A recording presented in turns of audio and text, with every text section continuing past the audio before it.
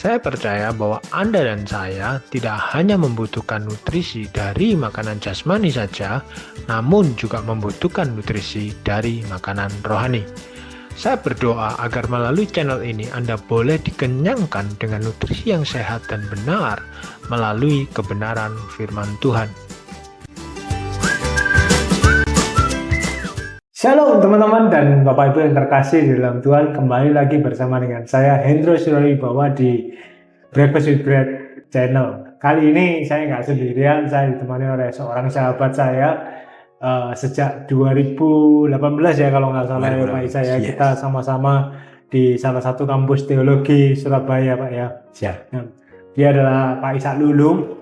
Ya. Akan memperkenalkan diri Pak. Halo, saya Ishak, saya temannya Pak Hendro, rekan pelayanan ya. Dari tahun 2018 kita sama-sama di salah satu sekolah teologi yang ada di Surabaya.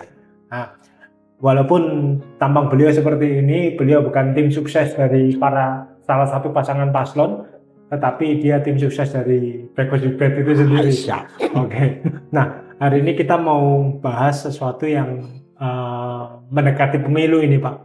Siap. Melalui pemilu dan dengan berakhirnya perdebatan keempat para paslon ini. Iya. Kita ini sebagai orang percaya ini, Pak, kita ini boleh nggak sih golput? Nah, kita kan denger toh, wes aku tak golput aja mari, karena kok kayaknya dari antara paslon ini kok susah ya milihnya ya, kok kita harus pilih yang mana ini? Nah, kita sebagai gereja Tuhan ini dan pemerintahan ini, menurut Bapak gimana?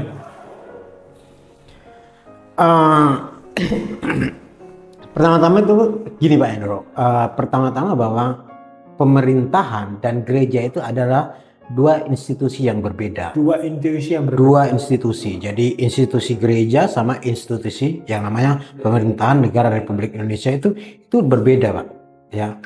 Nah, tetapi sebenarnya keduanya itu berjalan beriringan sama-sama gitu loh. Jadi istilahnya memang berbeda tapi tidak bisa dipisahkan gitu loh Pak. Berbeda namun tak bisa dipisahkan. Jadi memang harus diakui bahwa dua intuisi yang berbeda ini antara gereja dan pemerintahan ini memang sangat berhubungan erat. Iya, saling berhubungan. Kita berjalan dengan bersahabat dan berjalan bersama-sama. Yes, seperti itu. Jadi seperti itulah keadaan kita hari ini. Kita berjalan beriringan gitu.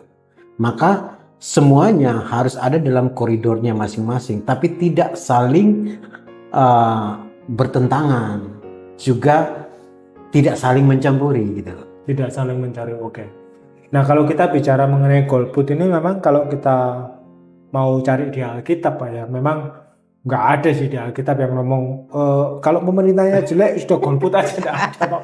Nggak ada. Tapi hari ini secara khusus di channel Breakfast with Bread ini kita akan bahas mengenai bagaimana sih pandangan Alkitab mengenai kita sebagai orang percaya di dalam pemilu ini, kita harus responnya seperti apa. Asik ini. Gitu. Jadi secara khusus memang hari ini saya ambil dari Roma 13 ayat 1 Pak Ishak.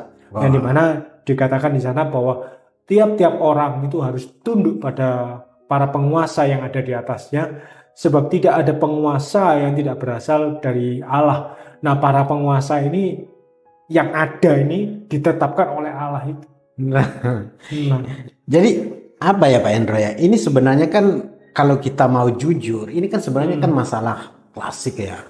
Jadi klasik, Pak, ya? Klasik. Apalagi kalau kita ngomong tentang misalnya kitab Roma ini kan kitab yang surat yang ditulis Paulus kepada orang-orang di Roma, orang-orang Kristen di Roma waktu itu. Jadi Paulus ini menulis surat ini tuh ketika dia berada di Korintus.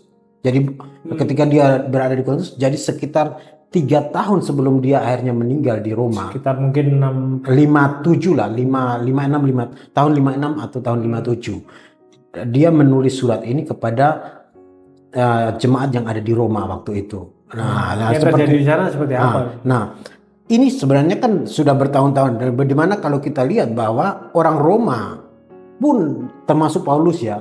Paulus juga kan dalam keadaan itu ya. Hidup di dalam satu zaman mereka mengalami yang namanya pemerintah yang kejam, pemerintah yang bengis, pemerintah yang buruk. Bayangkan ya, mereka hidup di zaman Kekaisaran Romawi waktu itu yang Kaisar Nero kalau nggak salah. ya Kaisar Nero waktu zamannya Paulus itu Kaisar Nero itu. Nah, kita tahu bahwa dalam sejarah dunia Kaisar Nero bagaimana bengisnya, bagaimana kejamnya waktu itu ya. Kalau kita lihat bahkan orang-orang Kristen waktu itu dijadikan obor hidup, Pak. Dijadikan apa, Pak? Dijadikan obor hidup, dibakar hidup. jadi kayak obor gitu. Bayangkan itu zaman itu. Nah, latar belakang yang membelakangi ini apa, Pak? Nah, yang memicu pemberontakan ini sebenarnya, Pak? Jadi waktu itu kan pemberontakan orang Selot, yang kaum Selot waktu Kaum itu, Selot, yang paling terkenal kan waktu itu ya. Nah, kaum Selot ini memberontak di mana mereka tuh tidak mau mentaati kepada pemerintahan, bahkan melakukan teror. Nah, yang paling parah itu Teror apa? kepada pemerintahan itu sendiri. Bukan hanya kepada pemerintahannya, tapi kepada orang-orang Yahudi, bahkan orang-orang Kristen waktu itu ya. Bahkan orang-orang Yahudi itu juga diteror gitu. Diteror, dibakar rumahnya, Pak, sama orang Selot itu. Makanya waktu itu pas mereka itu sampai membunuh misalnya. Terus mereka itu kan harusnya membayar upeti kepada raja Kekaisaran Romawi waktu itu. Pemerintah Romawi itu sendiri, Pak. Tapi kan mereka kan memberontakkan waktu itu kan gitu. Nah, inilah yang menjadi dasar kenapa akhirnya Paulus itu menguatkan orang-orang Kristen yang ada di Roma supaya mereka itu harus tunduk kepada pemerintah yang ada kan gitu. Walaupun pada kenyataannya pemerintah itu tidak sejalan dengan apa yang dalam keinginan orang-orang percaya waktu itu. Nah, kalau kan karena tidak sejalan itulah akhirnya Paulus itu menulis surat ini kepada jemaatnya. Untuk apa? Untuk menguatkan mereka. Gitu loh.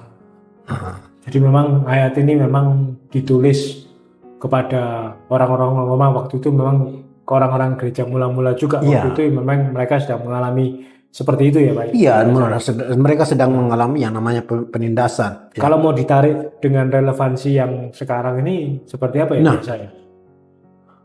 Tadi kan Pak Hendro kan memulai dengan sebuah pertanyaan bahwa boleh nggak sih kita golput, kan gitu sih. Nah, kalau dari keadaan yang terjadi di zaman Romawi waktu itu, kita tarik kepada keadaan sekarang. Mungkin kalau kita bisa bilang ya 11-12 gitu loh. 11. Jadi maksudnya ya kita harus taruh dalam hati kita bahwa pemerintahan dunia itu tidak sempurna. Walaupun mungkin pemerintahan sekarang ada yang bilang sudah paling bagus kayak gitu, tapi tidak sempurna. Ada yang tidak bagus, dan yang tidak bagus inilah yang diekspos keluar dan memicu kekecewaan daripada beberapa orang yang akhirnya hari ini berpikir bahwa golput aja. Contoh misalnya penindakan hukum yang hari ini kita tahu bersama bahwa ada yang namanya itu tumpul ke atas tajam ke bawah. Hari ini koruptor tuh dihukum cuma 4 tahun misalnya. Koruptor yang begitu menghabiskan uang rakyat. Tapi seorang maling ayam dihukum pula 4 tahun. Kan tidak ada keadilan kalau kita mau melihat seperti itu. Nah, ini memicu kekecewaan daripada orang-orang hari-hari ini kan gitu. Memicu kekecewaan mereka akhirnya memilih siapapun nanti yang duduk di sana sama aja. Lebih baik saya golput aja, seperti itu. Sama halnya juga kalau yang saya dengar dari teman-teman, sekalipun pemerintahan di masa yang sekarang ini cukup bagus, tapi ternyata mereka mengalami tidak sesuai ekspektasi di perpajakan ini. Nah, itu yang paling seru. Bisnisnya jadi susah, Pak. Seperti apalagi kan bisnisnya seakan-akan ditekan terus gitu, Pak. Apalagi kan yang berhubungan sama pariwisata hari ini pajaknya kan dinaikkan. Oh iya, pariwisata lagi rame nih, Pak. Iya, lagi 40% itu. Padahal kita juga bingung, pemerintah ini tahu nggak sih margin kita ini juga nggak besar sebenarnya. Curhat ini, Pak. Jadi jawabannya gampang itu, Pak. Pemerintah kita itu hari ini kan ya hampir sebagian besar itu kan bukan dari pengusaha, Pak. Mereka politikus sejati. Jadi nggak tahu masalah margin mungkin, Pak. Seperti itu. Jadi apa ya? Ya itu juga salah satu yang memicu hari ini. Apalagi beberapa teman-teman pengusaha itu hanya kok pesimis ya. Melihat calon-calon yang ada hari ini, mereka pesimis. Apakah akan ada sesuatu yang berubah, apakah nasib mereka akan lebih baik? Sepertinya ada pertanyaan-pertanyaan seperti itu. Tapi dari pertanyaan-pertanyaan itu, dari kepesimisan mereka itu, akhirnya menarik sebuah kesimpulan, golput aja deh. sama aja kok kan gitu loh. Itu yang jadi masalah hari ini. Capek ya mungkin Pak. Capek Hati, capek bahas bisnisku di obok-obok gini seperti itu. Iya. Ya memang seperti itu. Nah, Tapi satu hal yang saya syukuri ini Pak Ishak, di zaman sekarang ini nggak ada yang namanya dibakar hidup-hidup loh Pak Ishak. oh iya. Nggak ada. Jangan sampai Pak. Jangan sampai itu terjadi Pak. Itu zamannya memang zaman dimana hukum itu belum sesistematis yang sekarang. Kalau dulu kan mungkin ya kita harus bedakan ya Pak ya. Kalau zaman itu kan zaman kerajaan, zaman monarki, di mana raja itu kan punya kekuasaan yang absolut, tidak terbantahkan. Kalau kita kan republik atau demokrasi kan gitu, bahwa kekuasaan itu berada di tangan Makanya rakyat. kita hari ini bakar sate ya Pak. Bakar sate aja lebih enak. Bukan bakar orang gitu ya. Jangan sampai Pak, kayak Nero itu Pak ya.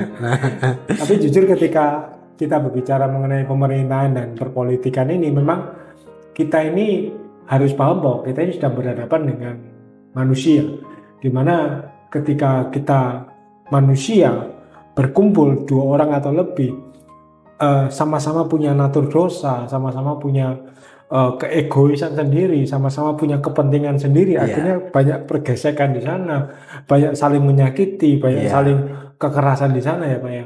Iya Pak. Nah, yang kita lupa ketika kita berbicara mengenai pemerintahan dan perpolitikan ini, sebenarnya kita ini juga sedang berurusan dengan Tuhan sendiri loh Pak. Oh iya Pak, jadi kan maksudnya gini loh Pak, kita ini sebenarnya punya 2 kewarganegaraan Pak. Ya. 2 kewarganegaraan. Yang kalau di dunia itu yang di KTP itu kita itu adalah warga negara Indonesia kan gitu. Wah, saya bangga Pak jadi warga negara. Oh iya, Indonesia. saya juga Pak. Saya juga bangga menjadi orang Indonesia Pak. Itu. Makanya ini kan baju kita merah dan oh iya betul. Kok bisa ya Pak ya? Makanya itu kita nggak janjian Enggak benar kita sehat ya.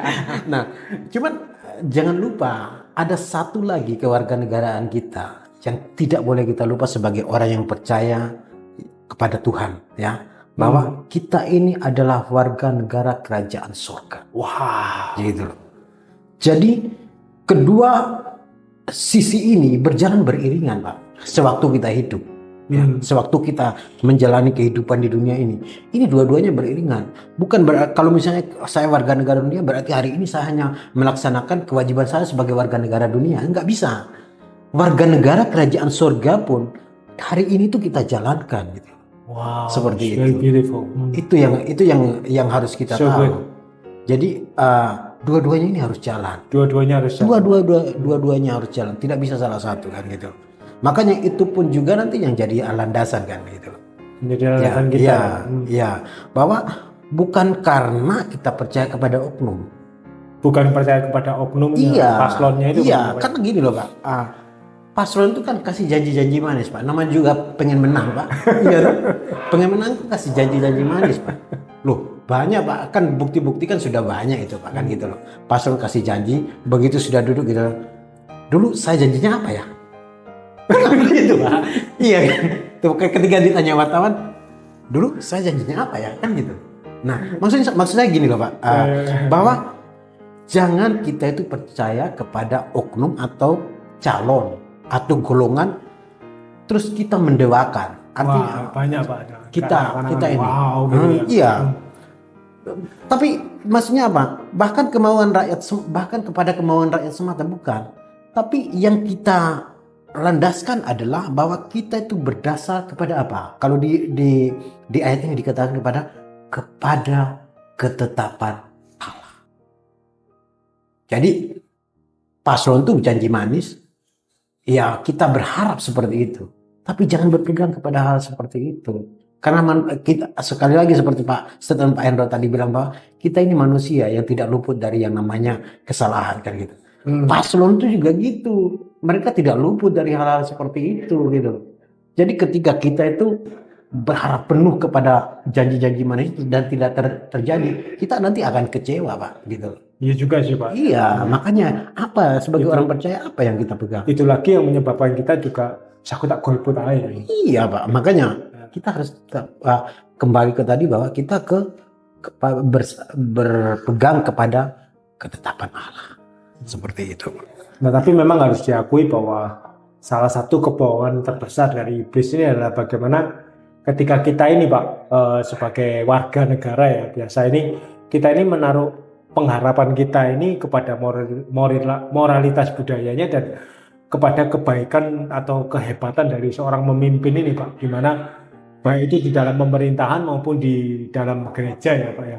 Nah, harus dipahami bahwa kita ini juga sebagai bangsa ini sebenarnya nggak dapat menaruh pengharapan itu kepada pemimpin yang akan mengadakan perubahan ini Pak. Gitu.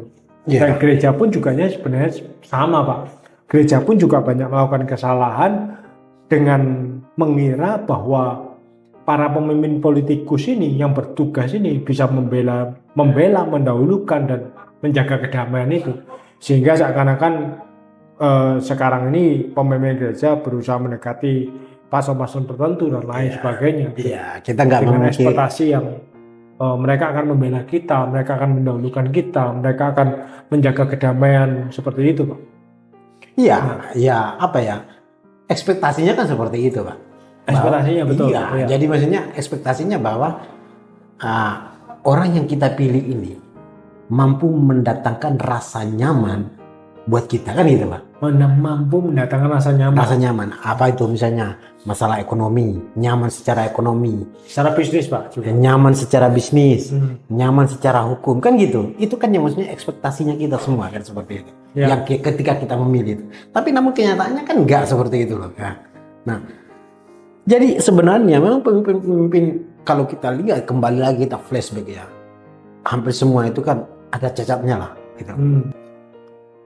Dengan dibungkus politik seperti itu, akhirnya mereka keluar dari jalurnya itu. Misalnya yang harus, misalnya kita mengidam-idamkan gini, tapi loh kok beda kan gitu loh, kok nggak seperti yang saya harapkan kan gitu loh.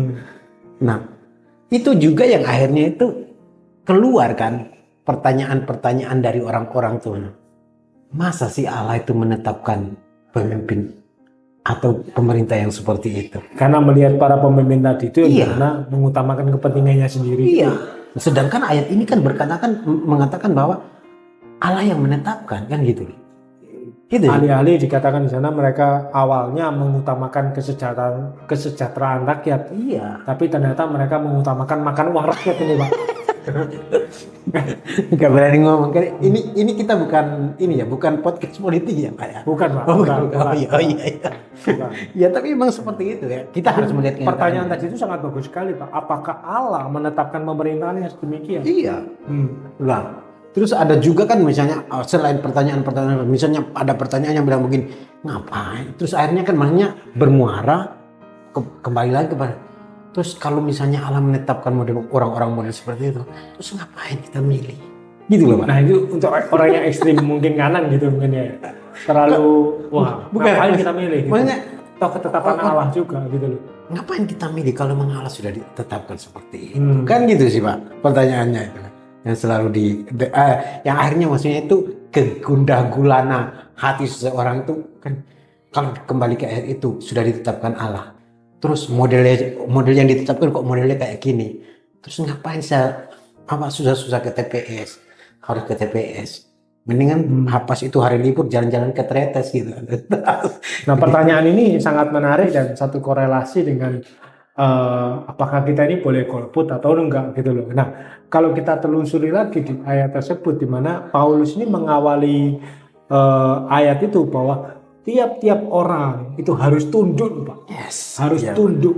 Seakan-akan kita sebagai orang percaya ini kita ini nggak punya opsi lain. Iya nggak punya opsi kan. Seakan-akan kalau Tuhan sudah menetapkan dan mengizinkan pemerintahan berjalannya ini, sekalipun pemerintahnya nggak baik, kita ini kayak no opsi, nggak ada pilihan. Bahkan kalau misalnya di ayat tersebut kan misalnya disebutkan bahwa tidak ada penguasa yang tidak berasal dari Allah. Para penguasa yang ada ditetapkan oleh Allah. Itu seolah gimana ya? Seolah-olah ini seakan-akan di satu sisi Allah itu menetapkan pemerintahan dan meminta kita sebagai orang percaya ataupun sebagai warga negara Indonesia ini untuk taat dan menghormati. Tapi di satu sisi kita ini juga ada satu keresahan di mana kita melihat pemerintahan ini nggak menjalankan fungsinya dengan baik gitu loh, Pak. Yuk kita ngulik yuk. Kita ngulikin. Ya kita maksudnya kita lihat dari ayat ini ya Pak ya. Kita misalnya kita lihat. Kalau kita melihat misalnya ini kita kembali karena kita ini bukan berpolitik, jadi kita harus kembali kepada sudut pandang Alkitab. Betul, ya. Ini karena ini juga salah satu acara ini podcast ini ada ya. Ya. Karena kerinduan hati saya bagaimana kita menyikapi ini dalam sudut pandang Alkitab ini. Yes, iya. Maka jawaban saya yang pertama itu untuk hal ini bahwa kalau kita melihat di situ ada kata ditetapkan itu ya Pak ya. Ditetapkan tadi oleh Kata Allah. ditetapkan oleh Allah. Ini sebenarnya sesuatu yang dikerjakan oleh Allah. Artinya apa? Siapapun paslon. Jadi ini kan ada 3 ini paslon. Ya. Siapapun paslon ini yang sedang berkontestasi ya saat ini. Ya. Yang sedang berdebat dan berkompetisi hari ini lah ya. Bahkan yang hari ini digadang-gadang dia akan menang 1 putaran misalnya. Kan seperti itu ya. Tapi kalau Allah tidak menetapkan, sekali lagi, kalau Allah tidak menetapkan sebagai pemerintah atau penguasa, orang tersebut tidak akan jadi duduk Pak, sebagai penguasa atau pemerintah. Itu kata Bung. Ya, tapi begitu juga sebaliknya. Orang yang hari ini yang digadang-gadang surveinya paling rendah misalnya, ya kan? Tiba-tiba jadi gitu. Loh, tiba-tiba, kok dia sih kan? Waduh. Kok dia kan? Kabaya tahu. Loh, tapi kita harus kembali ke ayat ini mengatakan bahwa ditetapkan oleh Allah dan tidak ada satupun pemerintah yang tidak ditetapkan oleh Allah. Kita kembali ke ayat loh Pak ya. Nah, ini maksudnya persembilan. Makanya sebenarnya kata ditetapkan ini punya 2 konsekuensi logis Pak. Yang pertama, konsekuensi logis yang pertama itu kepada orang yang ditetapkan itu sendiri. Dalam artian gini, orang yang ditetapkan ini bahwa ketika dia sudah terpilih, dipilih oleh Allah, kan kita kembali ke konteks kita, dia dipilih oleh Allah untuk berkuasa, untuk memerintah, maka apa yang harus dia kerjakan? Dia harus menjalankan semua rules, aturan yang ditetapkan oleh Allah. Nggak boleh melenceng dari situ. Ini penting Pak, karena dia ditetapkan. Kata ditetapkan, subjek ini, dia itu pasif. Artinya apa? Segala Allah ketika, kamu jadi, ini proposalnya. Kamu kerjakan semua ini sesuai dengan apa yang saya perintahkan. Karena dia itu harus mengerjakan itu. Kamu tidak boleh melenceng dari itu. Makanya hari ini kita melihat ada pemimpin yang korupsi karena apa? Karena mereka keluar dari rules yang ditetapkan Allah. Melenceng dari. Iya, melenceng dari yang ditetapkan Allah itu. Bukan berarti Allah sudah menetapkan dia ini dengan rules yang ada. Itu konsekuensi logis yang pertama. Konsekuensi logis yang kedua kepada kita yang memilih. Kata ditetapkan ini bahwa setiap kita ketika kita memilih pemimpin itu nggak boleh sembarang Pak. Makanya pemimpin para hamba-hamba Tuhan itu bilang apa? Sebelum kamu nyoblos, doa dulu. Doa dulu itu maksudnya apa? Supaya kita yang mau memilih tahu apa yang ingin Allah tetapkan. Maka nanti Allah akan menaruh dalam hatimu sesuatu. Dan seolah-olah ada suara Tuhan yang mengatakan cobloslah yang nomor ini kan gitu. Iya. Jadi kata ditetapkan itu bukan hanya berarti bahwa Allah sudah ini, tapi ada satu korelasi dengan kita sebagai pemilih, di mana ketika kita mau memilih, kamu harus tanya Tuhan gitu. Jadi jangan kamu sudah, aku ini sudah punya pilihan sekarang, nggak usah pakai tanya-tanya Tuhan. Maka kalau ternyata pilihanmu salah, kamu akan mendapat pemimpin yang salah. Seperti itu. Wow. Seperti itu. Kata ditetapkan seperti itu. Jadi gak main-main ya. Lah, kadang-kadang seperti yang Bapak bilang tadi kan ekspektasi itu atau janji-janji daripada kita ketika kita berekspektasi tentang janji daripada paslon itu kan sebenarnya kan sah-sah saja. Ada yang misalnya mau kasih makan gratis kan gitu, mau kasih susu gratis, terus ada juga misalnya yang mau melakukan tagline-nya perubahan. Banyak apa pokoknya janjinya itu. Ya, dan janji-janji manis yang lain lah. Nah, sebenarnya janji-janji itu bisa berubah, Pak. Iya, kan lihat kondisi juga. Misalnya ada yang seperti yang saya bilang mau kasih makan gratis, tapi ternyata APBN-nya nggak ada. Sama aja, karena ini kan hanya janji toh Pak. Iya kan? Iya kan hanya janji. Tapi kita ini sekarang kan sudah berharap seperti itu misalnya. Ya sudah berharap seperti itu. Tapi ternyata berubah kan gitu. apa yang mau saya katakan di situ? Bahwa janji paslon itu bisa berubah. Tapi kalau janji Tuhan, Pak, itu yang harus jadi pegangan kita. Karena apa? Karena janji Tuhan ya dan amin tidak pernah berubah dahulu, sekarang, dan sampai Wow, selamanya. that's good. Seperti Gimana? Coba diulangi lagi Pak. Ini kok kayaknya wah, bagus sekali. Jadi gini loh Pak, janji paslon, Ya. hari ini janji manis, itu ketika dia duduk, dia bisa berubah, Pak. Makanya kita jangan berpegang kepada janjinya. Berekspektasi boleh, berharapkan boleh lah. Tapi jangan juga memegang kekeh seperti itu sudah menjadi sebuah hukum yang pasti kan gitu. Saya mengajak setiap kita, yang kita pegang itu hanya apa? Janji Tuhan. Karena apa? Janji Tuhan itu ya dan amin. Dahulu, sekarang, dan sampai selamanya. Janjinya tidak pernah berubah. Seperti itu. Itu loh. Makanya kita hanya bisa berpegang kepada ketetapan Allah itu. Termasuk sebenarnya ini bukan hanya berlaku bagi para paslon itu aja ya, tapi juga kalau kita lihat di jalan-jalan itu kan sekarang ini banyak calon-calon caleg ini Pak. Calon legislatif. Ya. Bahkan ada beberapa dari mereka yang kita tahu mereka juga sebagai orang Kristen gitu Pak, orang percaya gitu. Bahkan ada yang tulisnya pendeta itu Pak di depan. Nah, jadi mungkin juga perlu memahami ya. tentang kata ditetapkan. Iya, bahwa kamu adalah Tuhan yang menetapkan kamu, ikuti rules-nya Tuhan. Gitu. Ketika kamu sudah memimpin nanti, ikuti rules-nya Tuhan. Tuhan menetapkan kamu untuk menjadi orang yang memberi keadilan kepada konstituenmu atau kepada pemilihmu. Lakukan itu. Jangan sampai Anda menjadi orang yang lalim, orang yang tidak memberikan keadilan kepada konstituenmu. Ingat lagi janji-janjimu. Ingat ya bahwa setiap kali kita berjanji, sebenarnya itu Tuhan sebenarnya kan janji itu kan baik-baik semua, Pak. Ya. Kalau yang baik-baik itu kan pastinya dari Tuhan. Kan itu loh. Iya kan? Kalau kamu berjanji yang baik itu pasti Tuhan yang menaruh di hatimu untuk berjanji kepada rakyatmu untuk melakukan itu. Maka ketika kamu melakukan janji-janji itu, sebenarnya kamu melakukan apa yang menjadi ketetapan Tuhan dalam hidupmu, kan itu. Tapi ketika kamu melenceng dari janji-janji yang itu, ya kamu sedang keluar dari ketetapan Allah. Artinya kamu ingin berjalan dengan caramu, kan gitu loh. Hanya untuk kepentingannya. Hanya untuk kepentingan. Makanya hari ini kalau kita melihat ada yang korupsi, jangan heran. Karena dia sudah melenceng dari ketetapan Allah. Gitu. Dia melenceng dari... Saya mau tegaskan di sini, ini ketetapan Allah ini bukan hanya pada aspek saat ini kita dalam pemilihan. Tapi sebenarnya ketetapan Allah itu dalam setiap aspek kehidupan kita. Gitu. Allah sudah menetapkan itu. Sebenarnya gitu.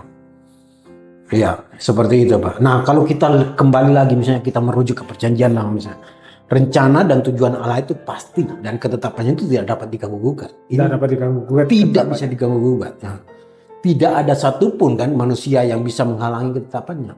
Termasuk seperti yang kita bilang kali, kalau ekspektasi kita si A yang menang, ternyata yang menang adalah si B. Itu memang ketetapan Allah Pak. Gitu. Kayak kalau nggak salah di salah satu kitab Daniel itu Pak ya, di mana Daniel 2 ayat 21 dikatakan di sana bahwa dialah yang memecat raja dan dialah yang mengangkat raja. Yang mengangkat raja. Ya, artinya bahwa itu ketetapan mutlak.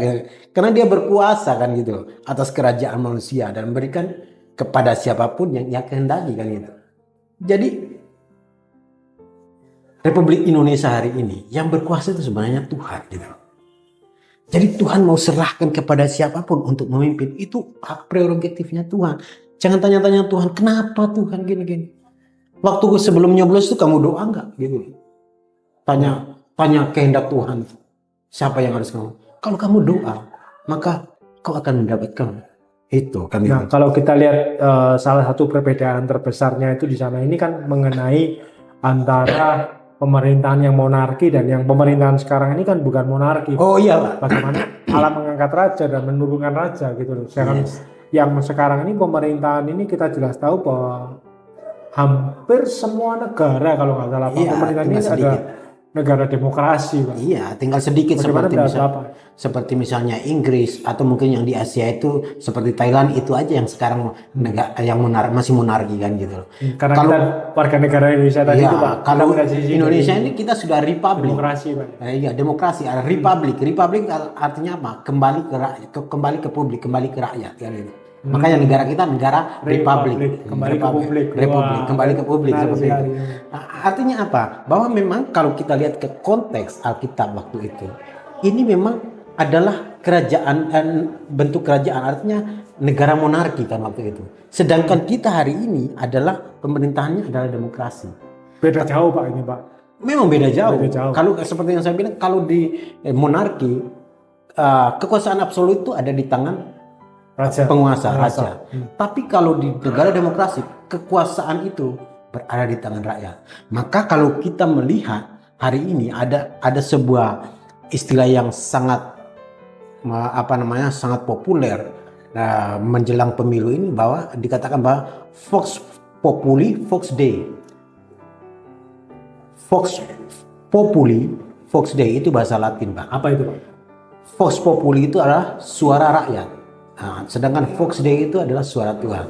Nah, itu mengatakan bahwa suara rakyat itu adalah suara Tuhan. Maksudnya gitu. gimana? Nah, suara rakyat adalah suara Tuhan, itu kita artikan bahwa suara rakyat itu harus dihargai sebagai pesan yang ilahi. Artinya apa? Suara Tuhan Allah itu menitipkan, kalau konteksnya demokrasi, menitipkan ketetapannya itu lewat setiap orang-orang yang akan memilih TPS. Gitu loh. Wow.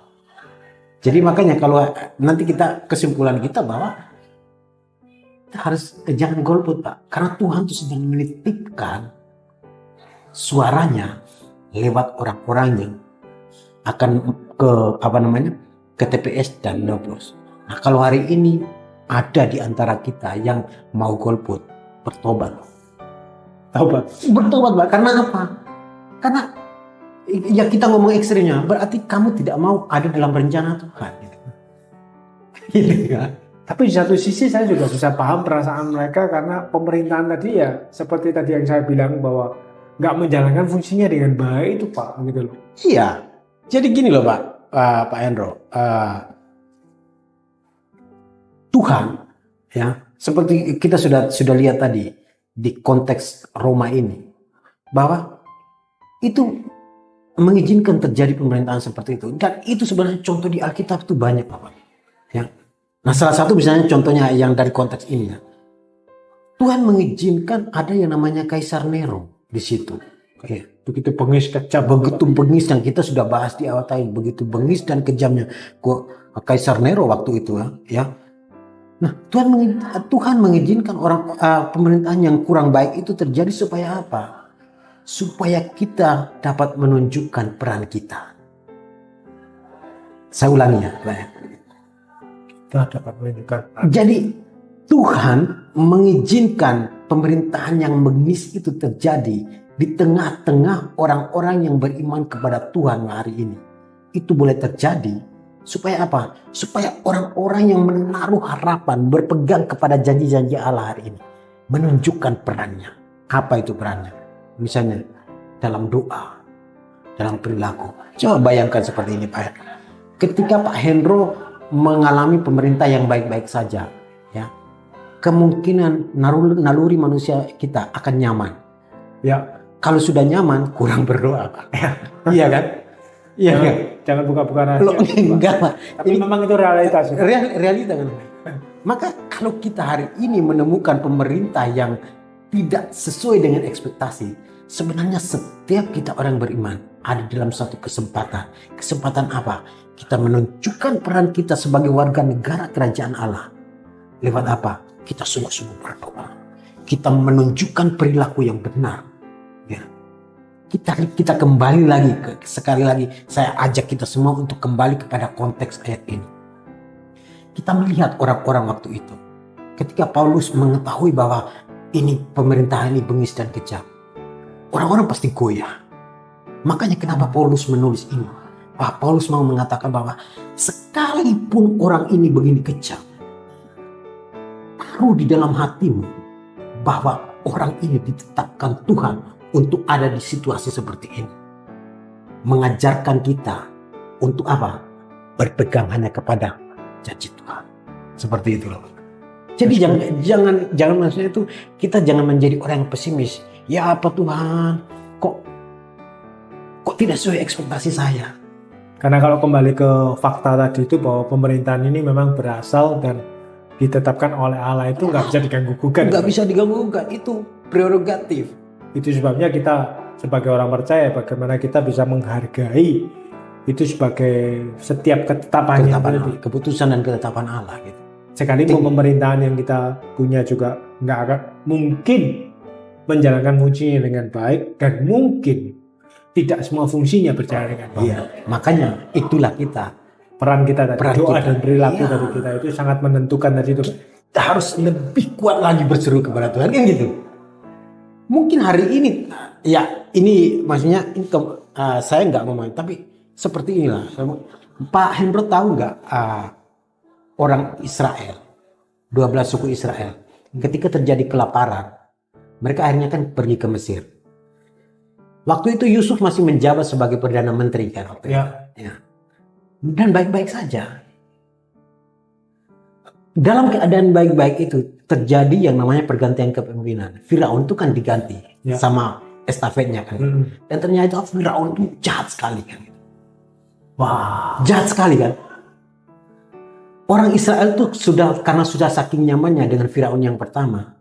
Mungkin saya nggak tahu, memang di Alkitab tidak itu. Mungkin mereka sudah kurang berdoa kepada Tuhan. Dan terlalu nyaman dengan keadaan yang. Dan tahu nggak sebenarnya ketika kebengisan itu terjadi, apa yang dirindukan orang mereka berseru kembali kepada Tuhan, mereka berteriak kepada Tuhan. Gini loh Pak, ketika itu apa yang mereka minta? Hanya minta ke padang gurun untuk berdoa. Ya. Tidak dikasih kesempatan sama Firaun kan? Ya. Makanya hari ini kalau misalnya ada terjadi yang namanya pemerintahan yang bengis dalam kehidupan kita misalnya, cek lagi. Mungkin hari ini hubunganmu dengan Tuhan itu sudah renggang. Saatnya kita mulai kembali mencari wajah maka Tuhan. Tuhan mengizinkan orang itu, Firaun itu untuk mengingatkan kembali kepada Tuhan. Kembali datang berlutut di hadapan Tuhan dan memohon kekuatan daripadanya. Itu loh. Jadi jangan selalu sudah ketetapan Tuhan seperti ini, berarti Tuhan itu jahat. Jangan melihat seperti itu. Tuhan tuh sedang memanggil kita kembali anakku, kembali anakku. Seperti itu. Ya, that's good. Dan yang kita tahu bahwa dalam menghargai ketetapannya tadi itu, makanya ketika kita hari ini diperhadapkan dengan beberapa paslon ini yang kita harus pilih, kita bagaimana harus sebisa mungkin kita memberikan waktu kita, memberikan tenaga kita, berpikir untuk ayo sama-sama kita ke TPS itu, kita memilih paslon itu Pak. Karena itulah rencana dan tujuan Tuhan itu ada di dalam kita menjadi bagian dari rencana Tuhan. Selain daripada itu Pak Hendro, kita juga itu harus paham bahwa pemerintah itu tidak bisa menyelamatkan kita. Pemerintah tidak bisa. Jadi yang kedua memang pemerintah nggak bisa menyelamatkan kita. Iya, pemerintah itu kita harus tahu tentang hal itu. Benar juga Pak ya. Jadi kita itu nggak bisa, maksudnya berharap misalnya seperti janji-janji yang saya janji manis tadi. Anda sudah berharap di situ, itu tidak akan bisa menyelamatkanmu, gitu loh. Karena kalau kita juga masuk ke dalam Alkitab lagi, harus kembali pada Alkitab lagi kan Pak ya.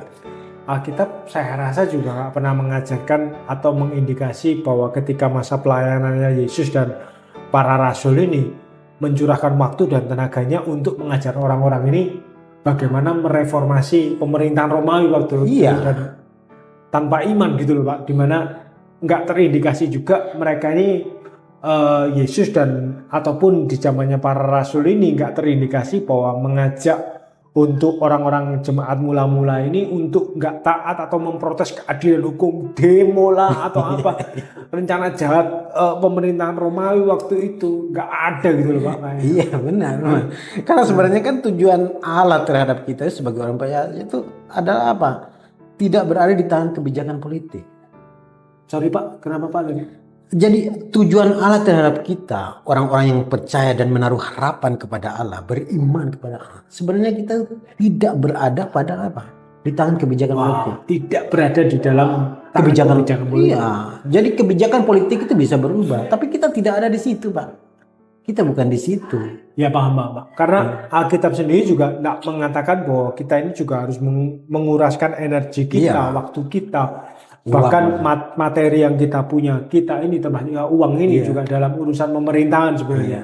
Karena misi kita sebagai orang percaya, sebagai gereja Tuhan ini bukan mengubah bangsa kita melalui reformasi politik, walaupun sangat mungkin orang-orang percaya banyak menempatkan dirinya di politik, sangat wajar. Tapi harus diingat bahwa kita nggak bisa mengubah bangsa kita melalui reformasi politik, sekalipun kita duduk di sana gitu. Tapi yang mengubah hati orang itu adalah sebenarnya kebenaran firman Tuhan itu sendiri, Pak. Itu, Pak. Memang seperti itu. Nah, sebaliknya juga kan kita lihat bahwa menyerukan kepada orang-orang percaya misalnya, termasuk kita hari ini. Untuk apa? Untuk memberitakan Injil dan menjalani hidup yang menunjukkan bukti nyata dari kekuatan Injil itu. Gitu loh, Pak. Ya. Karena Injil itu yang bisa mengubahkan kita. Seperti itu. Nah, kalau kita lihat lagi bahwa orang Kristen mula-mula misalnya ya, meskipun berada dalam pemerintahan yang kejam yang seperti yang kita gambarkan tadi. Gambarkan Roma. Bukan kita gambarkan, keadaan seperti itu waktu itu. Sudah kejam, tidak memiliki belas kasihan. Sampai dibakar hidup-hidup. Tapi mereka itu tetap dapat memelihara iman di bawah tekanan yang sangat besar. Tetap memelihara iman mereka. Memelihara iman. Gila ya. Iya, menggila. Mereka memahami bahwa mereka lah yang akan menjadi terang dan garam bagi para petugas. Dan dampaknya, Pak. Merekalah terang dan garam, bukan para politikusnya. Iya, bukan, Pak. Jadi dan kita lihat dampaknya hari ini. Saya dan Pak Hendro hari ini bisa duduk di gereja karena itu. Kalau misalnya mereka putus asa waktu itu, kita berandai-andai ya. Kalau mereka putus asa waktu itu meninggalkan kekristenan nggak ada hari ini, Pak. Kan gitu. Benar juga, Pak ya. Iya kan gitu loh, Pak. Cara ini. Karena mereka itulah seperti itu.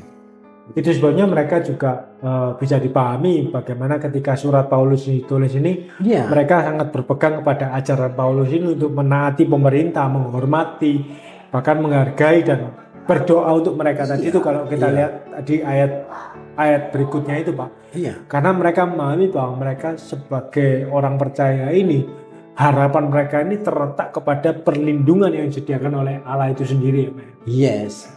Nah itu, Pak, memang seperti itu. Jadi semua kita kan sudah dari pengamparan yang ada kan sudah bisa menyimpulkan kan gitu loh. Iya kan gitu. Jadi biar nggak lama-lama Pak Hendro kasih kesimpulan lah untuk apa yang sudah kita bicarakan hari ini, supaya teman-teman di rumah itu bisa dicerahkan lah dengan firman Tuhan hari ini. Jadi kesimpulan yang bisa kita berdua sebagai seorang pembelajar teologi, kita juga melihat dari sudut pandang Alkitab seperti apa, dan saya juga mengajak teman-teman yang sebagai orang percaya bagaimana kita ini jangan golput lah, jangan golput. Sekalipun ada begitu banyak kesusahan yang kita hadapi di era-era pemerintahan yang sekarang, apakah masih akan berlanjut, apakah masih akan seperti ini, kita nggak pernah tahu gitu. Dan jangan pula kita sampai menaruh pengharapan kepada salah satu paslon, kita memegang janji mereka seakan-akan kemungkinan bisnisku akan lebih baik kalau aku megang paslon A, B, C atau C dan lain sebagainya. Karena itu bukan yang mau kita sharingkan hari ini gitu. Karena yang mau kita sharingkan hari ini bagaimana kita mau berpegang kepada janji Tuhan itu sendiri, Pak. Iya. Dan bukan pada ekspektasi paslon tadi itu. Iya, Pak. Dan satu lagi saya mau pesan, ini mungkin pesan saya ya, Pak. Kepada setiap Bapak Ibu Saudara yang saya kasih, yang hari ini engkau sedang berkontestasi, baik itu sebagai paslon untuk presiden, calon legislatif, baik yang duduk di DPR RI, terus MPR, terus yang duduk di DPRD 1, DPRD 2. Hari ini saya mau katakan bahwa satu hal yang engkau harus tahu, bahwa kalau engkau berada di posisi ini hari ini, engkau sebenarnya ditetapkan Tuhan. maka berdoalah sungguh-sungguh supaya engkau mendapat visi yang benar di hadapan Tuhan dan laksanakan visi itu dengan benar. Karena ketika engkau menjalankan itu, engkau menjadi pemimpin yang amanah, engkau menjadi pemimpin yang taat kepada ketetapan Tuhan. Karena sekali lagi, kita ini hanyalah objek atau mungkin subjek, tapi subjek yang pasif, bukan subjek yang aktif seperti itu. Wah, dan harus pahami bahwa keselamatan dan pengharapan kita ini, seluruh perlindungan yang kita butuhkan, seluruh pemeliharaan yang kita butuhkan ini telah diselesaikan melalui Yesus sebelum pemerintahan itu ada. Dunia nggak bisa memberikan keselamatan, pemerintahan nggak bisa memberikan keselamatan, pengharapan dan ketenangan, dan nggak ada satupun kekuatan manusia, baik itu dari sisi ekonomi, militer, ataupun kekuatan politiknya. Sekalipun hari ini, kalau keputusan siapa yang akan memimpin bangsa ini, nanti kita akan tahu 14 Februari nanti, suara Anda adalah bagian dari rencana Allah untuk terlibat di dalam pemilihan pemimpin negara kita. Sekali lagi saya ulangi bahwa sekalipun siapapun keputusan siapa yang akan memimpin bangsa kita, suara Anda dan saya, suara kita, itu adalah bagian dari rencana Allah sendiri dalam pemilihan pemimpin negara kita. Dan saya mengajak Anda semua untuk menjadi bagian dari rencana Allah itu sendiri. Akhir kata, kita mau sama-sama katakan, jangan golput. Tuhan Yesus memberkati. Oke. Kita tos dulu, Pak. Iya, nanti ini buat biar di sini boleh ini. Nah, sudah.